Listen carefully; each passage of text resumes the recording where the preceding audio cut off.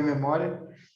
Vamos lá, as funções periódicas, elas acontecem de maneira que elas são cíclicas, gente. É algo que é periódico, né? Se algo é periódico, significa que ele vai se repetir. Como se caracteriza essa repetição na função? Significa que f de x mais alguma coisa, ou seja, mais um número ou menos um número, vai resultar em f de x novamente. É como se eu tivesse um gráfico assim, ó, que ele se repete, né? Aí, se eu fizer aqui, por exemplo, se eu traçar um valor de y qualquer, olha só, eu tenho esse valor se repetindo aqui, aqui, aqui, aqui, aqui. Tá vendo que é algo periódico, né? Algo que vai se repetindo várias e várias vezes. Então, primeira função periódica que vamos estudar é a função seno, né?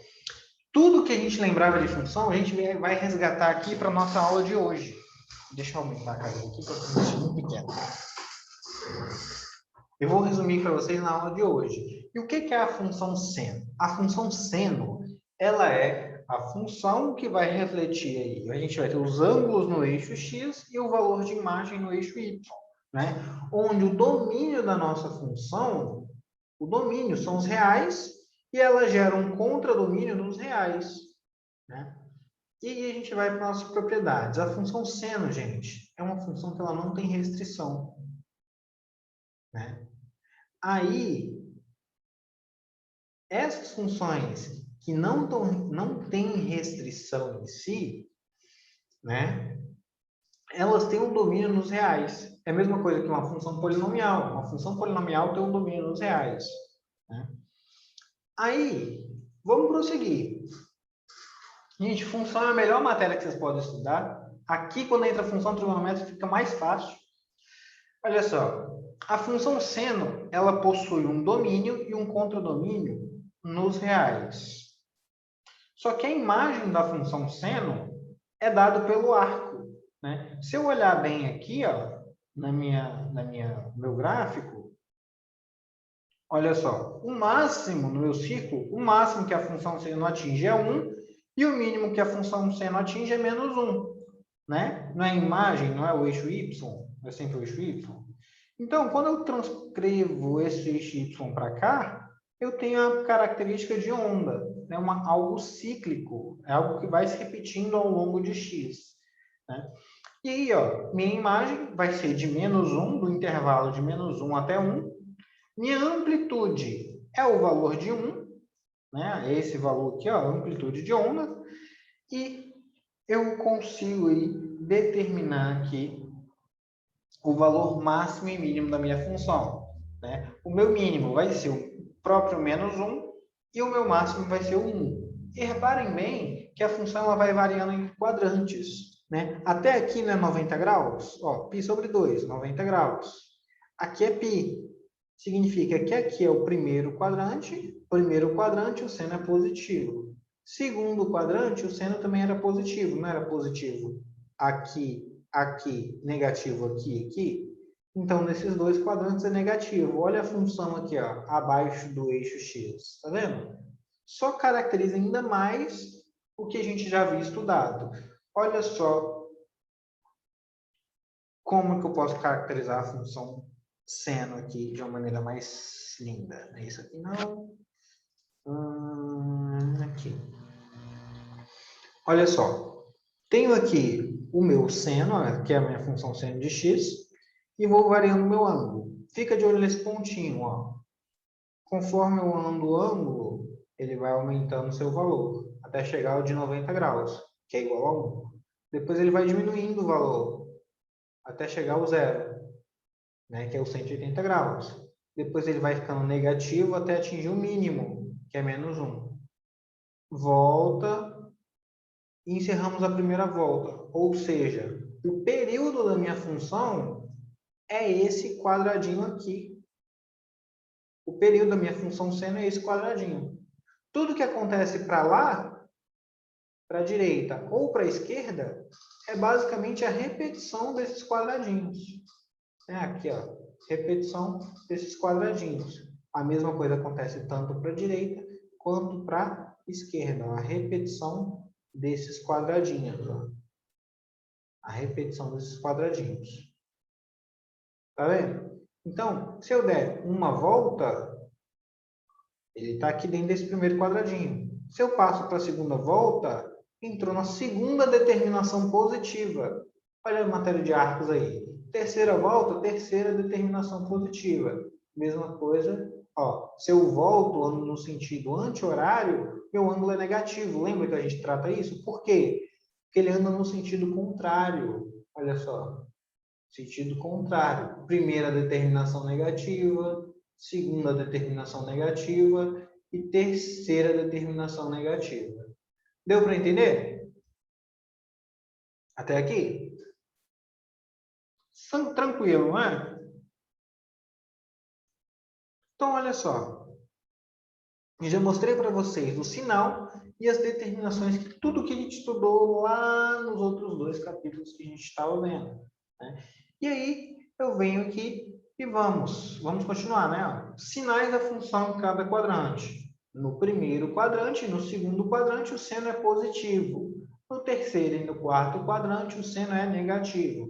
Lembrando que a gente vai trabalhar, boa parte das vezes, com o valor aqui em radianos, tá? Vai ser mais difícil a gente trabalhar em graus. Tá vendo que tá tudo em radianos? Beleza. Resumo da função seno, então. Pessoal, já acabou? Sim, a função seno é isso, né?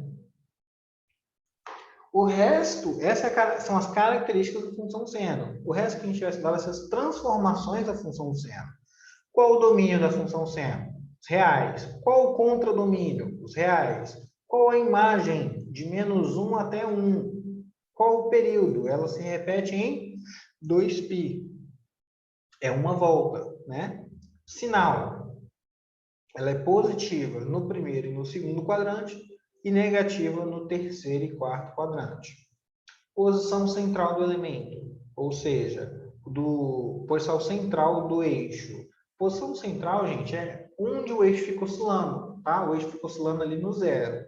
Amplitude é 1. Valor máximo, 1. Valor mínimo, -1. Não, o máximo e o mínimo que a função seno atinge. Classificação quanto à paridade. Significa que é uma função ímpar. O que representa ser uma função ímpar? Vamos colocar um valor aqui, ó. Se eu fizer o seno de 90 graus. Seno de 90 é igual a 1. Se eu fizer o seno de -90, vai dar igual a -1. Não é isso? Vai dar igual a -1. Então, uma função ímpar representa que se eu fizesse menos o seno de -90, daria igual ao seno de 90. Isso que é uma função ímpar. Tá? Então, o seno é uma função ímpar. E agora eu vou mostrar outra característica para vocês. Olha o eixo central aqui que eu queria mostrar. Ó, o eixo central no zero. Tá vendo? Esse é o meu eixo central da função. Ela oscila 1 para cima e 1 para baixo. Eu sei que vocês estão estudando isso na física, né? Amplitude de onda, estudando comprimento de onda, frequência, tudo isso na física. Vamos lá para a função cosseno, né? A função cosseno, eu tenho aqui, ó, também vai ser uma função dos reais, do domínio nos reais para o contradomínio nos reais, e eu tenho aqui a sua imagem dada no intervalo de -1 a 1, né? Ou seja, igual à função seno. E possui o limite inferior, ou seja, o mínimo da função é o -1 e o máximo da função vai ser o 1. A função cosseno. Tá vendo? A função cosseno. Tá, Juan, me mostra isso aí. Vou mostrar para vocês agora. Na função cosseno, olha só. O cosseno de zero, ele começa já aqui em 1. E conforme eu ando aqui nesse sentido, ó, ele vai diminuindo seu valor. Até atingir o valor de zero, vai diminuindo mais seu valor até atingir o valor de -1, né, em 180 graus. Depois, ele vai aumentando seu valor até atingir o valor de zero novamente. Olha aqui, ó, 270 de zero. E vai aumentando o seu valor até atingir o valor de 1, novamente atingindo seu máximo. E assim por diante. Ó. Ele vai completando até se tornar cíclico. Mesma coisa acontece no sentido anti-horário. E o engraçado da função cosseno é que ela é uma função par. O que é uma função par? Se eu fizer o seno aqui de 45 graus, colocar 45, deu aqui 0,69. E se eu fizer o cosseno de menos 45 graus, aqui ó, 0,45 graus, 0,71, positivo, tá vendo? Se eu fizer menos 45 graus,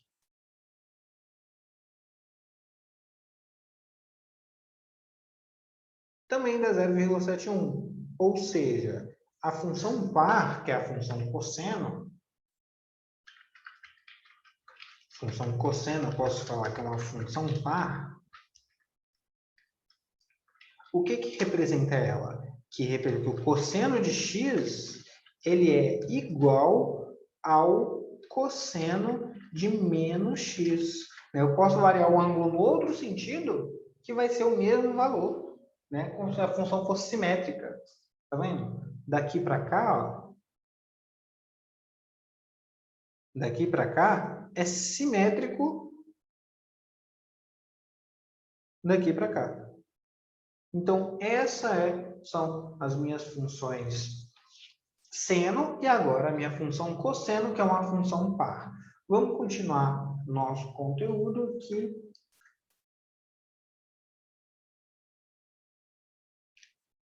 Olha só, a função cosseno vai variar do menos 1 também, ó.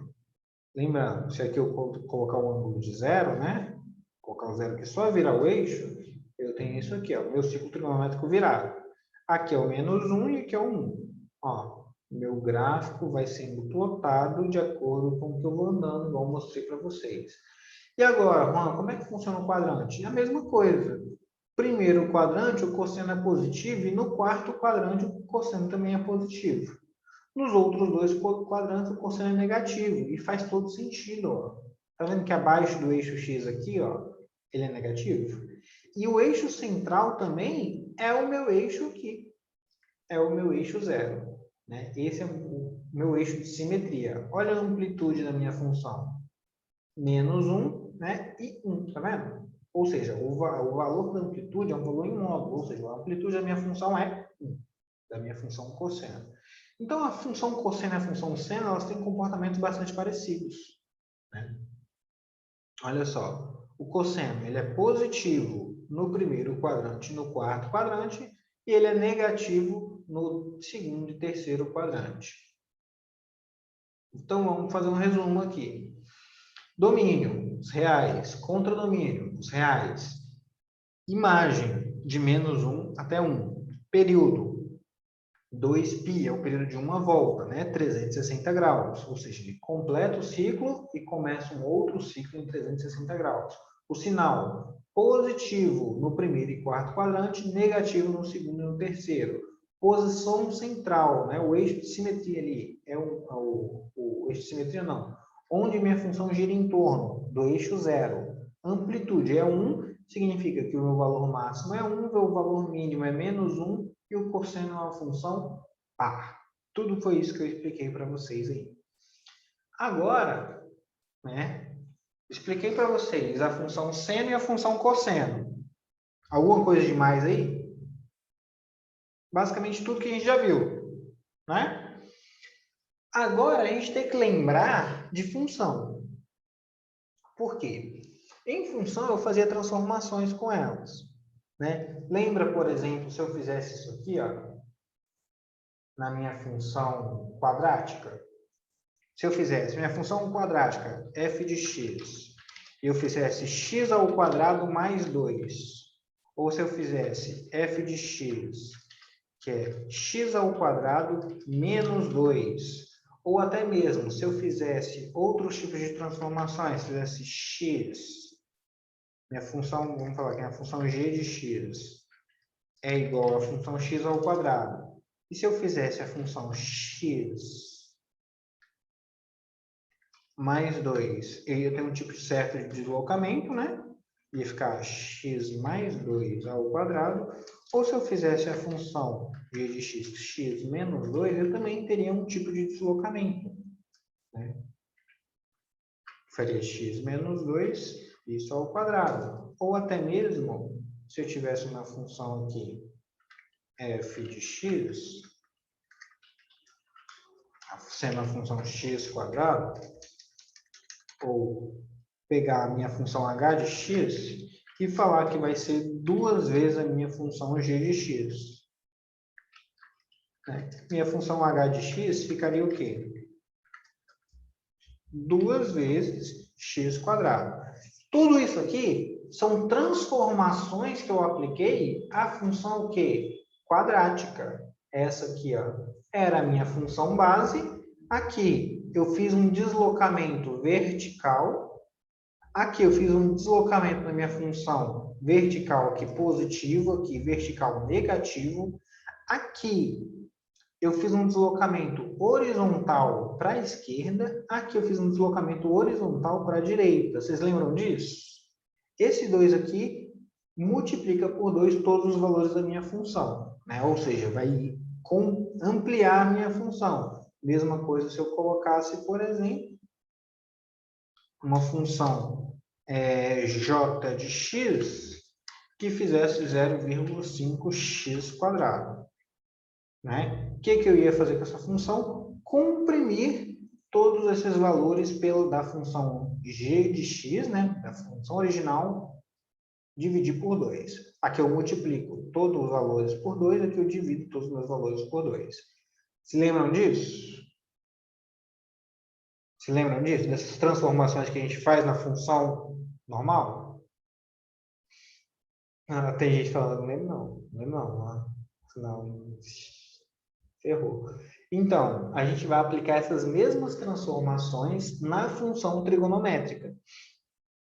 E cada número que a gente for colocando ali, ele vai alterar alguma característica específica na minha função. E eu vou mostrar para vocês agora. Vamos lá. Olha só. Ah, uma outra coisa. Antes de a gente começar as transformações. Tem gente que chega e pergunta, tá, Juan, mas onde eu vou usar isso? Né? Que a pergunta sempre é essa. Tá, onde é que eu uso isso na minha vida? Né? Sempre é isso. Vou começar. Né? A primeira parte é, vocês vão usar isso na prova. Nessa agora? Não. Vão usar alguma prova de vestibular. Infelizmente é assim. Segundo ponto. Aplicação disso na vida. Tá vendo isso aqui? Quem sabe que é isso aqui? Que fórmula mágica é isso aqui? O que é isso aqui, né? Isso é um carregador, todo mundo sabe, né? Aí perguntaram assim, e depois do vestibular, o que eu vou usar isso aqui? Depende para qual área você vai. Se você for para engenharia, meu amigo, isso aqui vai fazer parte da sua vida.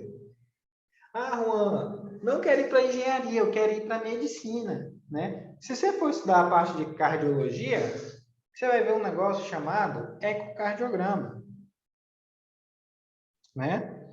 E o ecocardiograma, ele vai representar uma função trigonométrica. Uma função, olha só.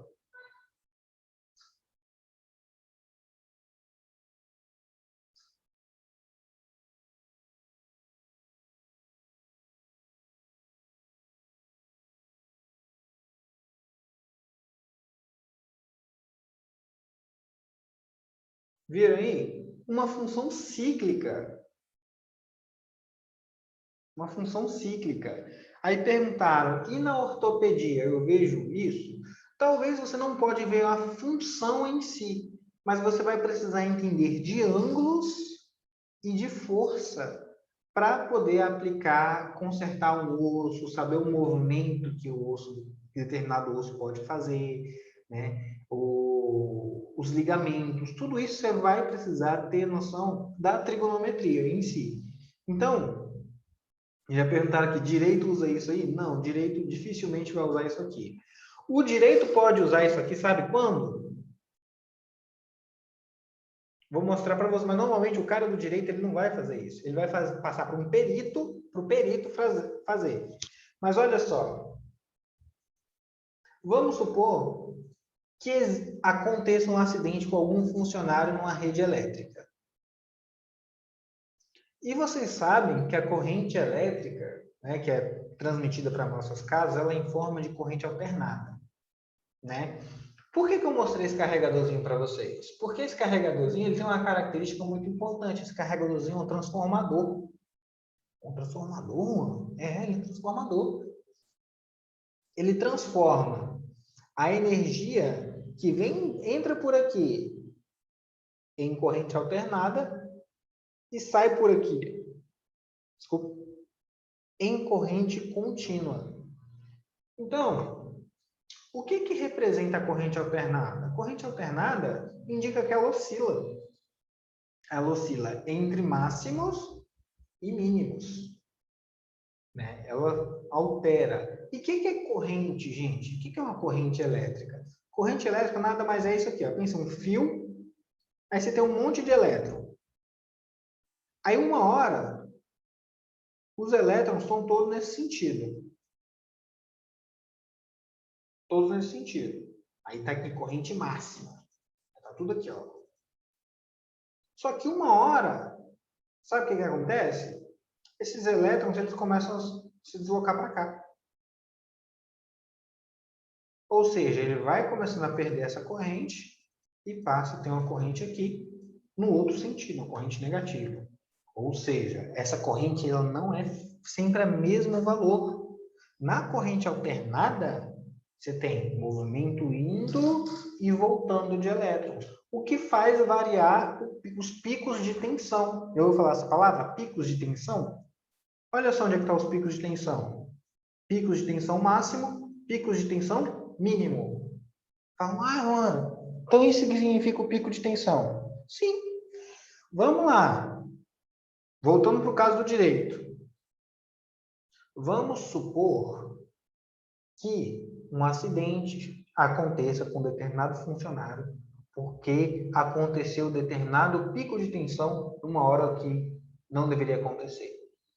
Se o advogado vai defender o funcionário, o advogado ele tem que entender um pouco de corrente elétrica? Ou pelo menos procurar um perito que entenda de corrente elétrica? Ele não vai ter que trabalhar em conjunto com isso para entender que o pico de tensão ele teria que estar em um ponto controlado? Ou seja, é um multidisciplinar. Um funcionário, ele precisa saber a fundo como funciona essa função e tudo? Não! Mas ele precisa saber que existe. Presta atenção, ele precisa saber que existe. E isso que vai fazer muita diferença na vida de vocês. Vocês não precisam saber tudo, gente. Mas saibam que vocês podem ter informações onde vocês vão procurar. Vamos continuar. Então, eu já mostrei para vocês aqui a intensidade, né? Olha só. Na corrente alternada, a intensidade na corrente elétrica. Como é que funciona? E agora a gente vai ver algumas transformações lineares aplicadas às funções trigonométricas. O que são essas transformações? Tem gente que treme só de eu falar o nome, né? Gente, não é nada demais. Aquilo que eu mostrei para vocês na função quadrática, a gente vai fazer a mesma coisa na função trigonométrica. Por exemplo, se eu falo que minha função g de x vai ser minha função f de x mais um número, significa que se esse número for positivo, vai ter um deslocamento para cima da minha função. Ora, se esse número for negativo, vai ter um deslocamento para baixo da minha função. Beleza? Pronto, primeira transformação linear está feita. Vamos lá. Olha só, representar em um sistema cartesiano a função 2 mais o seno de x. Então, a gente vem cá e desenha a função seno de x. A função seno de x ela começa no zero, isso a gente precisa saber. Começa no zero, varia até 2π. Né? Aqui, ó, completou o ciclo em 2π. Se eu estou somando duas unidades, significa que em vez de começar no zero, ela vai começar aqui no 2. Em vez de ter o valor de menos 1 como mínimo, menos 1 mais 2 vai ter o valor de 1 como mínimo. E o eixo central vai estar aqui no 2, né? Onde começou aqui, ó. Então, isso aqui, eu já vejo que alterou o quê? Meu eixo central da função. Né? Eu altero o eixo central. Perceberam que teve a diferença de 2 unidades? Gente, estou solucionando demais.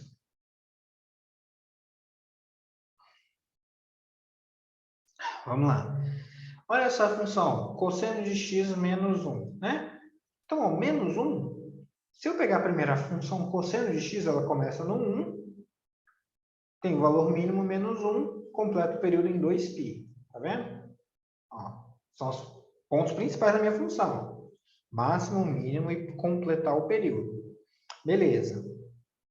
Se eu tenho a função isso menos 1, significa que eu vou deslocar uma unidade para baixo. Então, em vez dela começar no 1, ela vai começar no 0. Em vez ela tem máximo aqui no 1, ela vai ter o máximo em 0. E o mínimo da minha função vai ser menos 2. Tá vendo? E ela completou o período. Então, já mostrei para vocês as transformações lineares quando eu tenho a transformação somando, né? Deslocamento aí vertical. Agora, se eu tiver a transformação linear aplicada à multiplicação, né? Ou seja, vou multiplicar a minha função por um número. Se esse número estiver entre 0 e 1, significa que esse gráfico vai ser comprimido. Ou seja, antes que vinha aqui no 1, pensa aí, ó, a função era f de x. A função passou a ser 0,5 f de x. Ou seja, vai ser metade do valor que era antes. Então, se vinha aqui no 1, passou a vir no meio, tá vendo? Se vinha aqui no menos 1, passou a vir no menos meio. Isso se for entre 0 e 1. Se meu valor for positivo, for maior que 1, né? Positivo maior que 1, significa que minha função, por exemplo, 2x. Significa que todos os valores da minha função vão ficar multiplicados por 2. Então, em vez de vir no 1, o máximo da minha função agora vai ser o 2. Em vez de vir no menos 1, o mínimo da minha função agora vai ser no menos 2. Olha aqui, ó. Graficamente eu consigo enxergar isso. Né? Isso é multiplicação. Tem um caso específico quando eu tenho a multiplicação por um número negativo. Por quê? O número negativo ele inverte a fase, né? Ele inverte a fase da minha corrente. Então, é basicamente isso aqui que eu tenho. Ó. Se a minha função ela se comportava assim, eu multipliquei por um número negativo, ela vai se comportar ao contrário. Ela vai fazer isso aqui. Olha só, a minha função era essa aqui, essa vermelha. Multipliquei por menos 1, então onde era negativo ficou positivo, onde era positivo ficou negativo, ela inverteu. Né? Ela se comportava assim, passou a se comportar assim. Vamos lá, vamos continuar. Transformações multiplicativas aplicável à variável k de x. Como assim, Juan? Quando eu tenho um número multiplicando aqui dentro, ó. Aqui dentro. Quando eu tenho esse número multiplicando aqui dentro, o que vai alterar, Juan? Vai alterar o meu período. É como se eu tivesse lá na função quadrática, assim, ó. Minha função f de x é igual a x ao quadrado. Só que agora eu vou fazer minha função g de x, que vai ser... Minha função vai ser isso aqui, ó. f de 2x. Ou seja, se eu for substituir por f de 2x, não vai ficar 2x ao quadrado, que não vai dar 4x. Minha função aumentou de valor 4 vezes. Eu fiz uma transformação na minha função. E é isso que eu vou mostrar para vocês aqui, ó. Quando eu faço transformação trigonométrica, o que vai alterar no gráfico? Pode alterar de duas maneiras distintas. Tá? Quais são essas maneiras? Se esse k estiver entre 0 e 1, ou seja, ele for aqui 0,5, por exemplo, o que vai acontecer com a minha função? Olha só, se minha função normal completava o período aqui, ó, em 2, tá vendo? e eu tenho essa multiplicação aqui por meio, significa que o período vai ficar multiplicado por 2. O máximo continua a mesma coisa, o mínimo continua a mesma coisa, a única coisa que vai alterar é meu período. Tá vendo? Meu período duplicou. Mesma coisa acontece se eu, por exemplo, em vez de 0,5x, colocar aqui, ó, 2x. O que vai acontecer? Meu período vai dividir por 2. Em prática, para eu achar o meu período, sempre vai ser isso aqui, ó. O período vai ser 2π dividido por k. Esse vai ser meu período que eu vou calcular. Sempre, Juan? Aham. Sempre. Nas funções seno e cosseno, você pode aplicar esse tipo de transformação. Deixa eu mostrar para vocês um pouquinho. Deixa eu terminar aqui, na verdade. E vou mostrar para vocês na prática. Ó, a função 3 vezes o seno de x. A função 3 vezes o seno de x, o período continua a mesma coisa, que é 2π. A amplitude multiplicou por 3 e o centro continua sendo 0. Olha só, o centro é 0, o centro é aquele número que soma, né? Não está somando nada aqui. A amplitude é alterada pela multiplicação aqui, ó. A amplitude veio para 3. O máximo é 3 nessa função, o mínimo é menos 3. O eixo aqui central é o 0 ainda. E o período continua sendo 2π. Vamos para o próximo exercício. Se eu quero representar agora essa função aqui, ó, cosseno de 2x. É só fazer o gráfico da função cosseno de x, começa no 1 e vai terminar seu período em 2π. Ó. Essa função vermelha aqui é a função cosseno de x. Tá vendo? E aí, como veio o 2 aqui, significa que o período vai ser, ó, 2π dividido por 2. Ou seja, 2 simplifica com 2, o período vai ser π. Ela vai completar uma volta, né? Ela vai completar um topo. Né? Ela vai sair daqui e completar até aqui de novo em π, quando o meu x for π radianos. Ou seja, ó, ela completou aqui uma volta em π. Está vendo que o período ficou reduzido pela metade? Ou seja, no período normal, ela completava 2 voltas. Por isso que veio esse 2 aqui. Vamos lá. Transformação aditiva aplicada a esse cara aqui.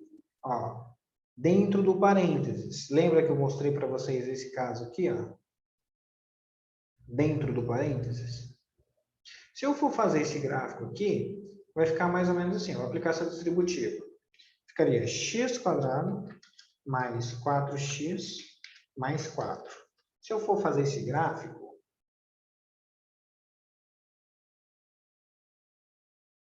y, x, meu gráfico ele vai ficar assim, ó. 4, eu sei que a raiz vai ser menos 2, né? Calculando a raiz aqui, menos 2. 4 vai interceptar aqui, então minha função vai ser assim, tocar aqui e crescer. Não é isso? E aqui, ó, eu sei que vai ser crescente porque aqui está positivo. Então, esse ramo aqui que corta é crescente. Revisão de função quadrática, olha aí. Ó. Beleza, aqui é menos 2 e aqui é 4. O que aconteceu da minha função original? Ela se deslocou para cá. Ou seja, esse deslocamento se deve por conta desse mais 2. E é isso que eu vou mostrar para vocês na função trigonométrica. Na função trigonométrica, olha só. Eu tenho aqui a minha função original. Né, ó, função original em verde. Aí, o que aconteceu? Eu coloco f de x mais 2. Mais 2, eu vou deslocar 2 unidades para a esquerda da minha função. Olha só, ela vinha aqui no 0, tá vendo? Começava no 0. Eu desloquei 2 unidades para a esquerda. Olha só onde, onde passou a crescer novamente. Passou a crescer aqui. Tá vendo que ela se deslocou isso aqui, ó? 2 unidades. Olha só, 2 unidades. Se for negativo esse soma, ou seja, se fosse f de x menos 2, significaria que eu deslocaria as unidades para a direita. Olha aqui, ó, a função está subindo aqui. Então, se eu vou deslocar 2 unidades para a direita, ó, 1, 2, a função vai estar subindo aqui. Tá vendo? Nesse ponto. Então, essas são as transformações trigonométricas que eu quero mostrar para vocês. Vamos fazer alguns exercícios. Deixa eu ver aqui quantas horas.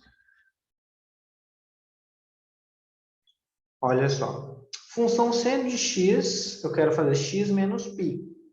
Eu vou deslocar menos π sobre 2. O período, que é o... Ó, tá vendo que o termo que multiplica aqui, o k, continua o mesmo? Amplitude continua 1, né? 1 vezes seno de x, não tem nenhum valor somando fora da função seno, então o centro continua sendo 0. O período é por esse k aqui, continua sendo o mesmo, então a única coisa que está alterando é onde inicia, né? A função seno começava no 0, crescia e descia aqui no π, né? Até completar seu deslocamento.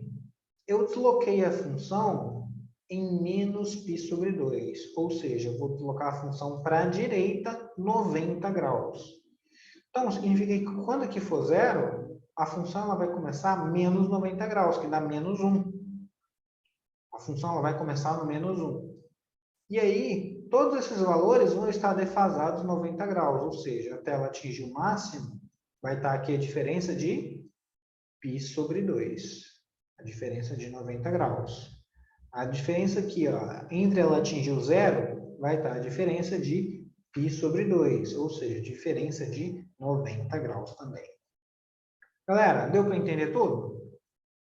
Até aqui? Não vou entrar nessa parte de tudo se encaixa, só vou mostrar uma simulação no GeoGebra aqui para vocês. Não é esse. Deixa eu mostrar aqui.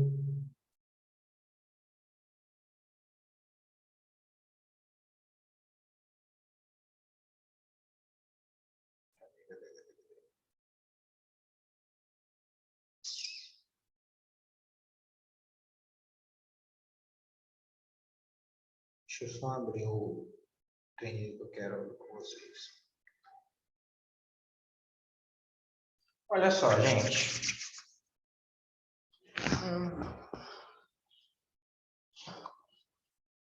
Muita coisa, né? Olha só. O que eu quero mostrar para vocês? Vamos lá. Função seno de x. Função seno de x, tá essa função aqui. Bonitinha, normal, começa no 0, tá vendo? Volta, beleza. Então vamos para a próxima função. Seria a função seno de x e colocar aqui fora mais 1. Olha só o que acontece com a minha função. Subiu uma unidade. Certo? Vamos pegar agora a função seno de x e colocar aqui 2 vezes o seno de x. O que vai acontecer com a minha função? Olha só, significa que ela está oscilando o dobro. Tá vendo? Ó, aqui ela passou a oscilar o dobro. Tá vendo que aqui tem um valor de 3? Aqui é π, 3,14. Tá vendo? Ela completou o seu período em π. Por quê? A expressão para eu achar o período é 2π sobre k. Se o k é igual a 2, então vai ficar 2π sobre 2 na π. Ela completou uma oscilação completa em π. Vamos lá. Se eu tiver agora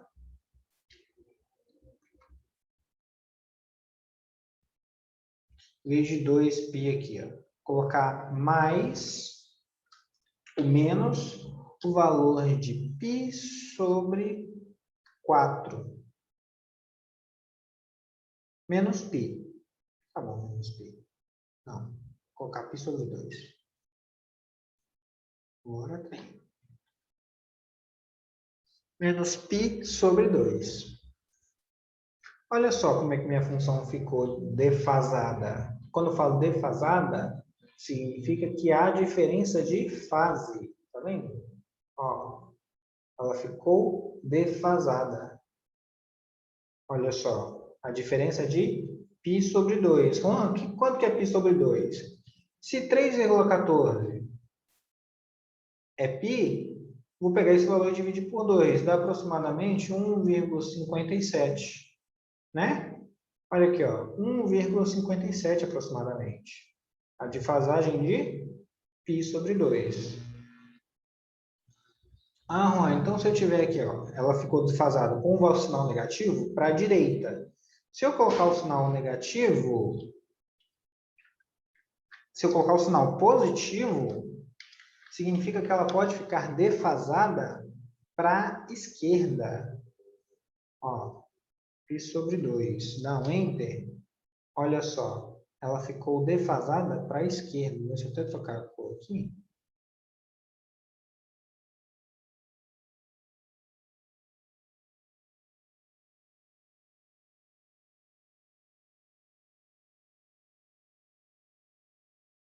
Beleza. Olha só. Ficou defasada agora para a esquerda, tá vendo? Começava aqui, ó. Começava aqui, agora está começando aqui, em menos 1,57. Ela ficou defasada para a esquerda. Então, todas as transformações, gente, a gente aplica na função trigonométrica. Por exemplo, a função... Deixa eu apagar ela. Essa função aqui. Seno de x, se eu colocar duas vezes o seno de x, duas vezes o seno de x. Olha só que lindo. Olha só, a função ela vem aqui no 2. Tá vendo? Antes vinha no 1, continua com o mesmo período, só que agora ela veio no 2. Se eu colocar, então, a função 0,5 vezes o seno de x. Olha só a função como é que ficou bonitinha, pequenininha aqui, ó. Ficou dividida por 2 o valor. Então, o que eu vou fazer? Eu vou mandar o link do GeoGebra para vocês. Vocês vão praticar algumas atividades e uma delas é essa atividade ali da página. Cadê? Página 113, tá? Uma dessas atividades da página 113. Deu para pegar alguma coisa? Ó, beijo para vocês. Até mais. Bom apetite. Fui ao gatinho. Gente, que lindo ele.